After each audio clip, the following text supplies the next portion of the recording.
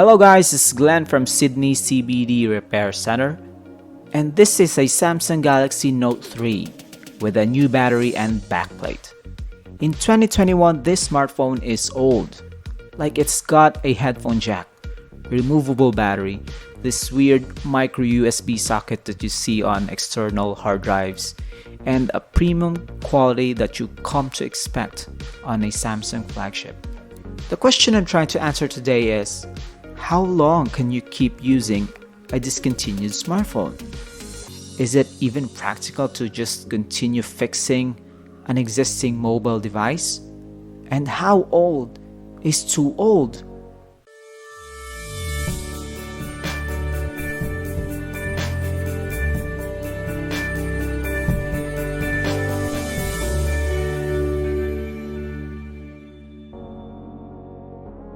This Galaxy Note 3 is running Android 5.0 Lollipop. And quick disclaimers, I am not the first owner of this smartphone, so I can't really tell how it performs when it was first released in 2013. Yep, this is more or less an 8-year-old device. In order to keep it usable for this test, I replaced its battery with what's available online. And luckily, I found one for $10. Note that this is not an original Samsung Note 3 battery, which might leak or even damage your smartphone. However, initial impressions, it improved the performance of the Note 3. It seems like the old battery is keeping the processor from running at its usual pace. Again, no benchmarks on this one, I just observe what I can see. Next, the battery life of a cheap Note 3 battery, which might be in storage for a very long time, is not good. It's not gonna make this old Samsung a road warrior like what it used to be, but somehow it reduced the amount of recharge I need to do with it during the day. Let's talk about the software. The software is capable of running some Android applications, but some apps can't be installed on this old device. I can't install Messenger, for example, but instead I can install a lighter version of it, the Messenger Lite. This is a stripped down version, so you miss out on some cool features. The overall look of the UI is just dated. Remember TouchWiz? Yeah, this is the default interface on this one, and luckily you can still run a Nova launcher and keep it looking fresh. The screen is holding up pretty well in 2021.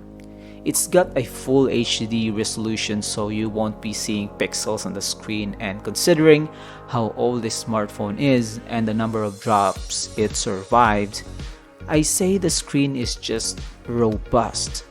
Check out the dinks on the sides too. I also found this $1 tempered glass online and slapped it on the screen, and now it feels brand new. The performance. Well, the performance is not up to the standard we come to enjoy even from mid-range smartphones in 2021. Honestly, it's slow. Maybe because the solid state inside is degrading, or the processing power required by modern apps is just too heavy for the old SoC in the Note 3. Switching apps, taking screenshots, loading apps, all these will take a bit of time.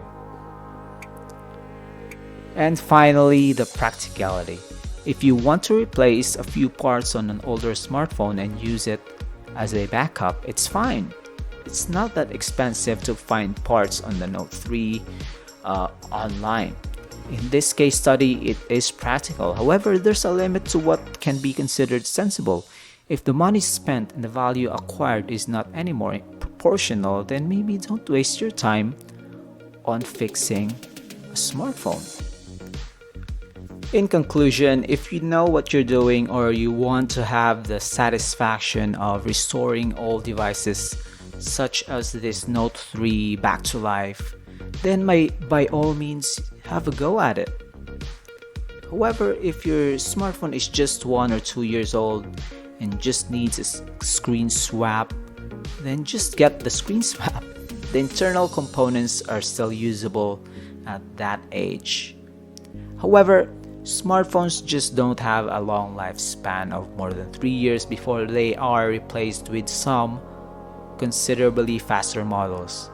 If you're an average consumer who wants convenience rather than tinkering, then get the smartphone that fits your budget. Thank you for joining, guys. Like and subscribe. Follow us on Facebook. And as always, thanks for joining. Till next time. Cheers.